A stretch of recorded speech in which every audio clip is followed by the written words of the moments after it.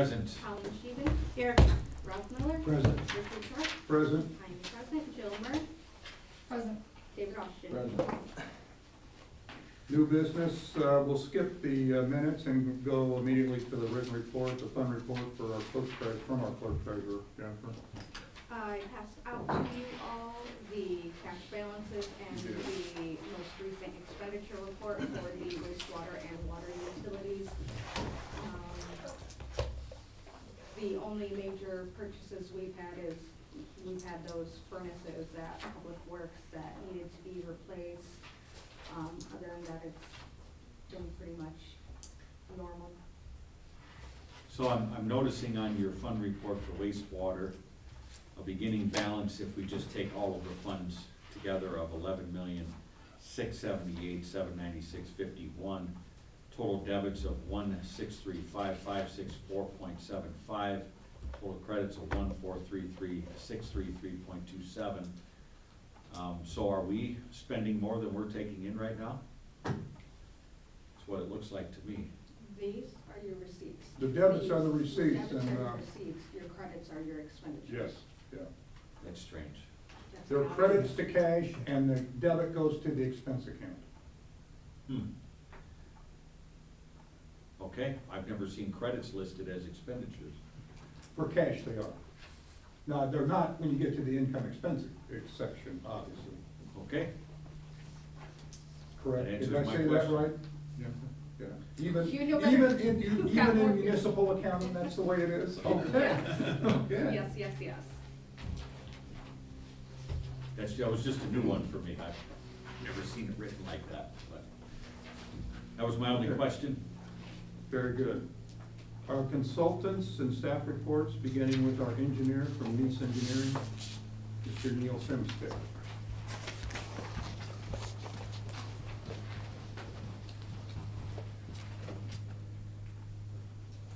The mics aren't on up here either. I turned this on, the green lights are not on any of these. There now it is. There we go. Testing, check, 1, 2. Thank you.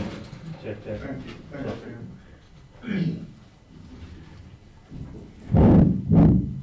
It's okay. Your meeting is streaming too. There we go. Now I'm playing around. Good evening.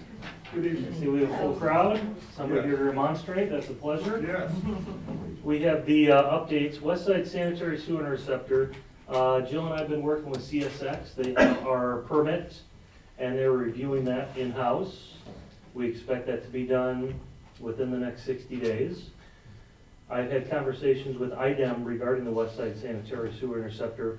They anticipate they'll have a request for clarifications, but not a request for any deficiencies within the plans, and they were quite pleased with what we had put together with town staff, so we anticipate those coming today. However, my understanding from talking to some of my other friends at SRF and IDEM, they're pushing some of their employees to work from home.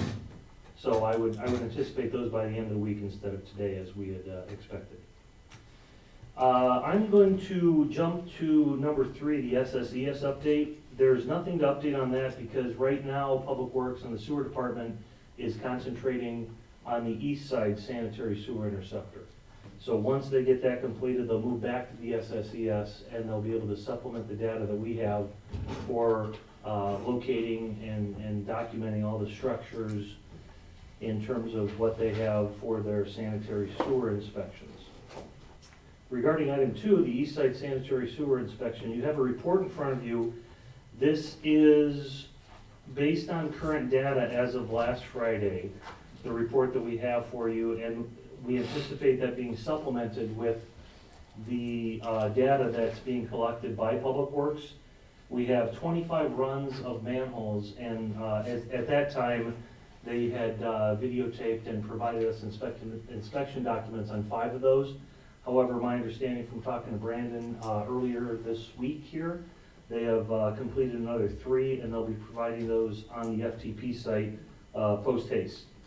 Generally, the condition of the interceptor on the east side is in good shape from what we've seen thus far, but we're only talking, in the range of about 10% of those. You see, there's always been so many rumors about the massive breaches in the east side interceptor. I think what we found, and you'll see this in the report, which is in section 1 of the tabs, is that the east side interceptor, from what we've seen from the limited data we do have, which Public Works is continuing on, we appreciate their efforts, is you have an issue of inflow, not necessarily infiltration. That doesn't mean that going upstream of the interceptor, you don't have additional infiltration issues, but being that what we're seeing from the flow meter data and the rainfall data is we're seeing incredibly high spikes in a very short period of time, which would not necessarily indicate infiltration, more inflow. So it's coming in somewhere in a very direct fashion, which is actually great news because that's easier to deal with and remediate. If you've got infiltration, it's spread throughout the system, and it's consistent following a storm event. So What we're seeing talking is about the incredibly large possibility spikes. of one or two areas that could be significant of some sort of a break or a breach. Yeah, Um, on the 1 or 2, I'll take the over.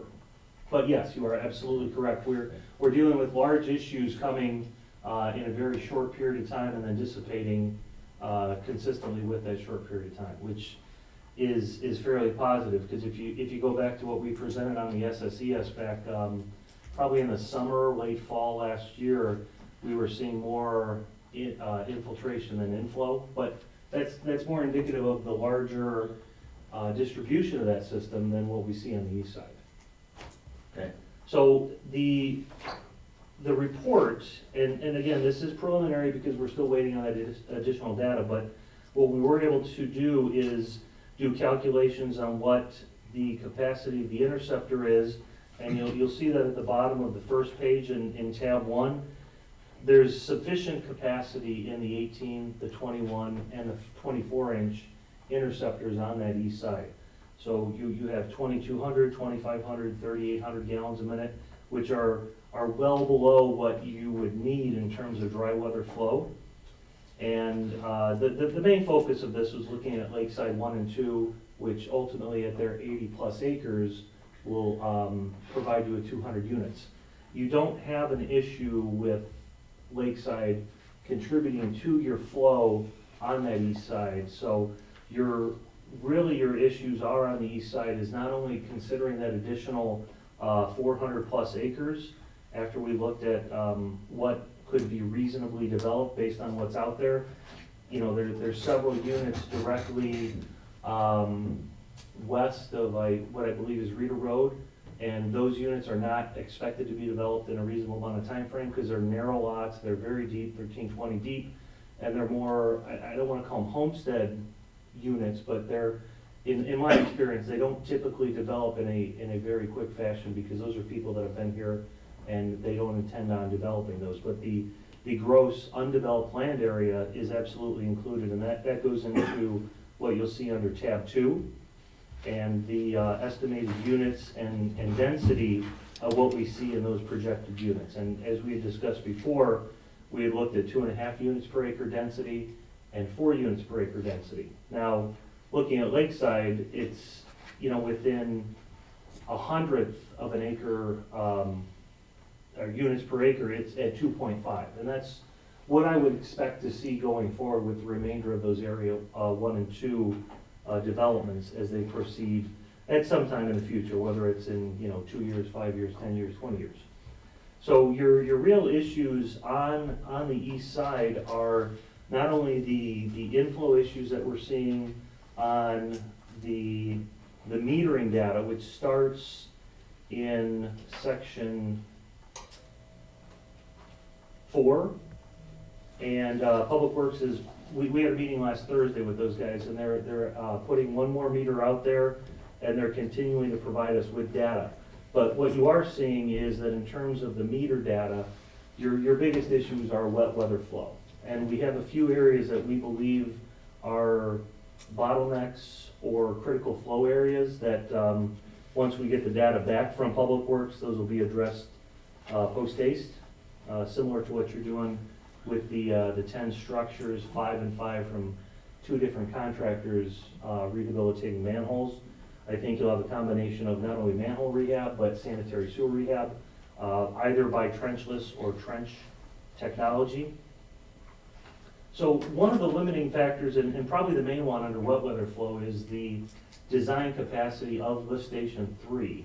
And, Brandon, Tony, Kyle, and Ryan over at the Public Works Department and Sanitary and Water, they're all working together to determine from OmniSite how they're calculating flows.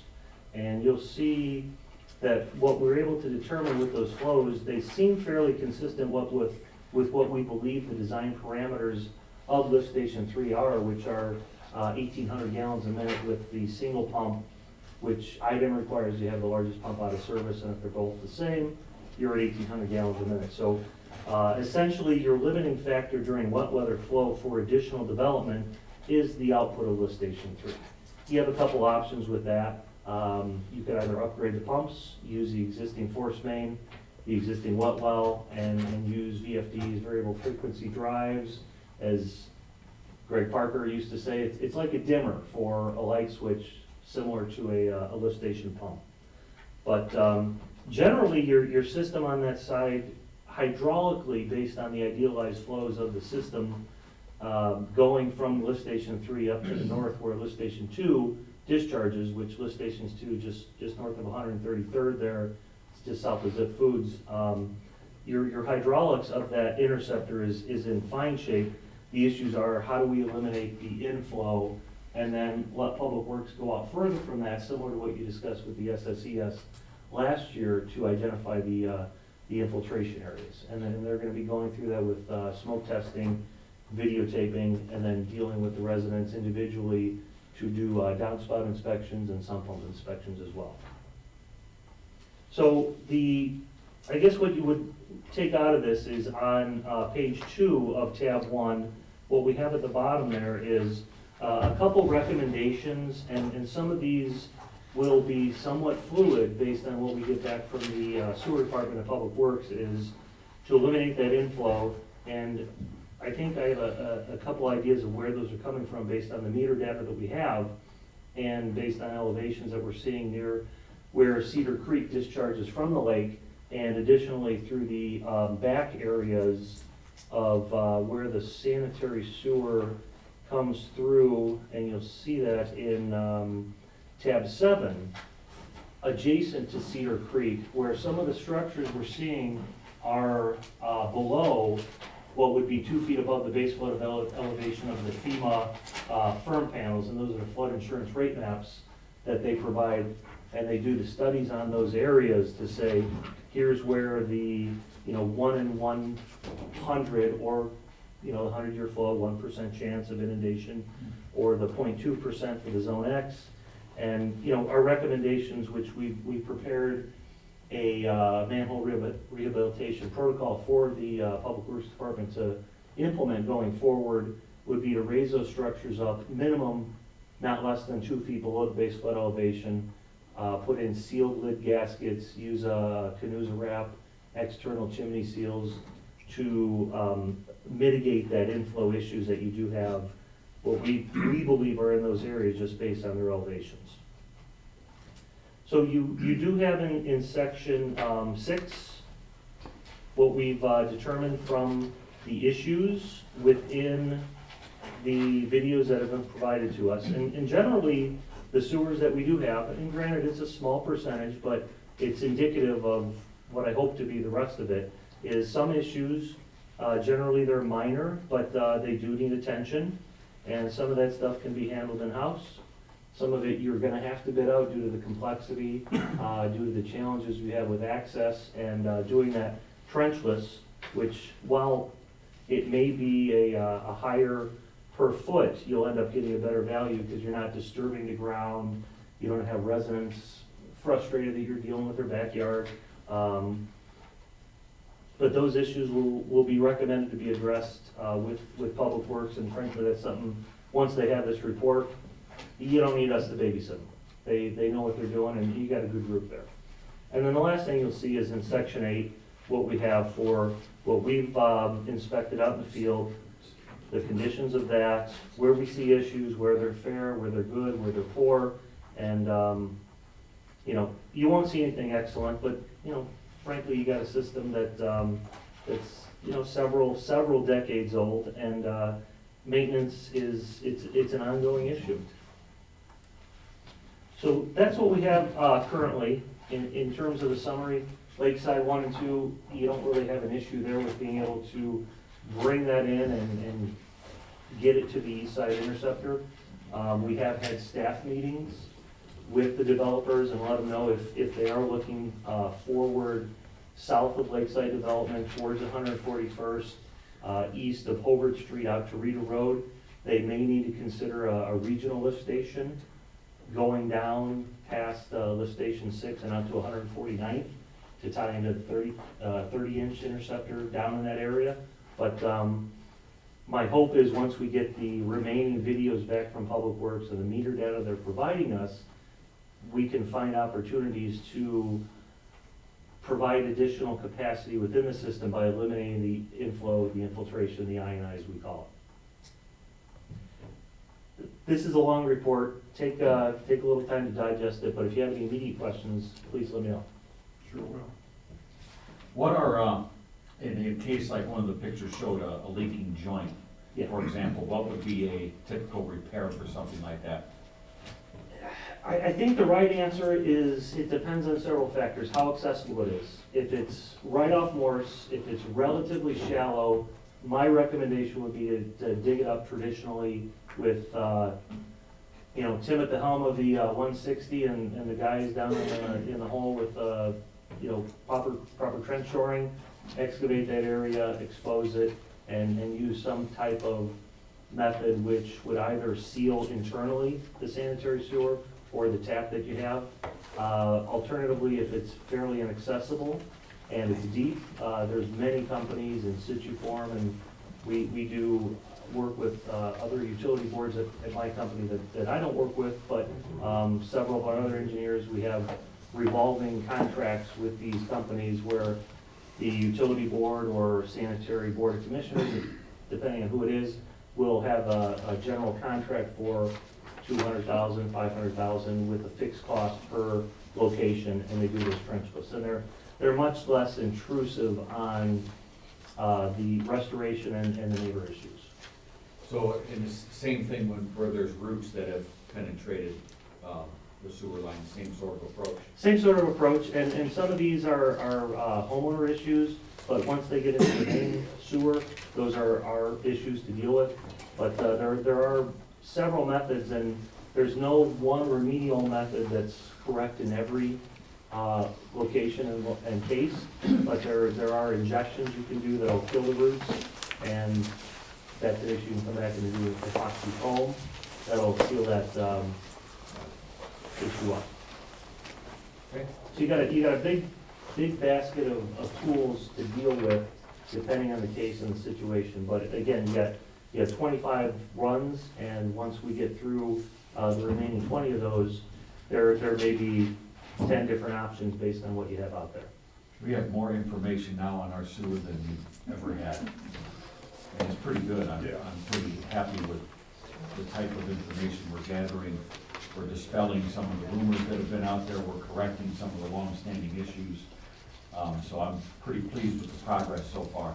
Well, I appreciate that, and working with the sewer department of Public Works, we have that FTP site set up, so we'll upload this document to them so that you guys have it, you know, in perpetuity. So it's at some point it'll be a completed project, but as with all infrastructure, it has a life cycle to it that you need to bring that up, whether it's a road project that's dropping down and need to resurface it, or if it's a point where it's a reconstruction. But what I've seen thus far is promising, to be sure.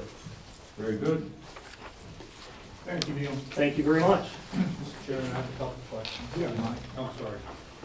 You think you were skating, didn't you? All this is our utility board meeting right now, if you're wondering, so the council meeting will start afterwards. Neil, where are we at on the west side sewer interceptor per se? Easement? Yeah. Yeah, the easements, those are with our surveyor right Well, on now. design, I'm looking for a totality here. Oh, design is complete, it's in front of IDEM right now. They're under review, as I discussed at the beginning of the meeting. They had a couple of questions, and we expect those by the end of the week. The CSX permit has been submitted, and that's under review. The easements which you have provided to us of the owners and the supplemental documents related to deeds or prior easements, that's all been prepared. So we have prepared the easements for everything related to the West Side Interceptor for permanent and temporary construction easements, and it's under review by our surveyor. I'm sorry. That's it. So we're approaching readiness for notice of bidders? Obviously, until we get the IDEM permit, we can't go out to bid, but I think we're in that position where we're in the home stretch for sure. And how long have we been on file in Indianapolis on the item permit? I believe February 10th is when we submitted to IDEM for the facilities construction permit. So pre-coronavirus circumstance. I would agree with that, yes. Early on in the circumstance. And Early the on, time, yeah. yeah, the time, that's early on. And the expected time, the anticipated time for processing. The IDEM permit says you, within 90 days, and typically, the better the plans, the better the submittal, the quicker. Given the current situation, if I gave you an answer, I don't know if I'd be giving you a good answer. I just want your best opinion. Yeah, based on the conversations I've had with Dale Schnaith and Robert Simcoe down there over the past week, the plans are in fine order, they just have a couple clarifications. And that's mainly because we're putting in a 36-inch sewer, 6,900 feet of it with zero flow, in anticipation that this is an interceptor, not necessarily a collection system. So we did submit the 2006 feasibility analysis so that they're aware of exactly what amount of flow we're projecting from what areas within that figure 5, which is the selected route. Like a question for the water tower and the improvements on the east side. We have, About the permit. yeah, we have the permit. The permit is in effect, even though it's been delayed until we're ready to start construction. And that's a matter of making a call, submitting a form, and that will be in fine order. We do have the soil consultants. They're supposed to be out there today, this afternoon, doing those additional 2 soil borings that Rick and Randy had discussed about 3 weeks ago. So in terms of siting, we don't intend on there being any issues, but if there are, we'll resubmit that as an amendment rather than a new permit. Thank you. Thank you. Any other questions? Thank you. Thanks so much. Next is the Director of Operations Superintendent. Tim just had surgery on his throat, so he's probably not talking to me, I don't think. And I think Neil probably covered everything that would have been covered. Jill, do you have anything for? No, additionally, as Neil had reported, they're out there doing the camera work and putting the monitors where they need to be. Very good, thank you. Do you have anything else?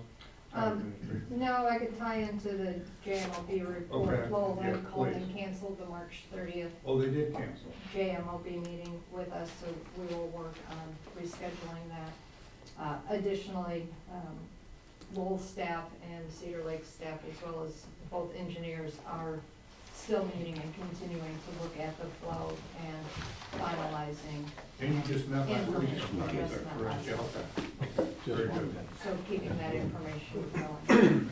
thank you. Town Attorney, Mr. Day. Working on our tasks related to these projects that Neil just talked about. Very good, thank you. And I think the utility projects have probably already been covered. Correct. Any public comment? Public comment? Public comment. This meeting is adjourned. The next meeting will be April 21st, 2020 at 6:30. Thank you. We'll start the town council meeting in about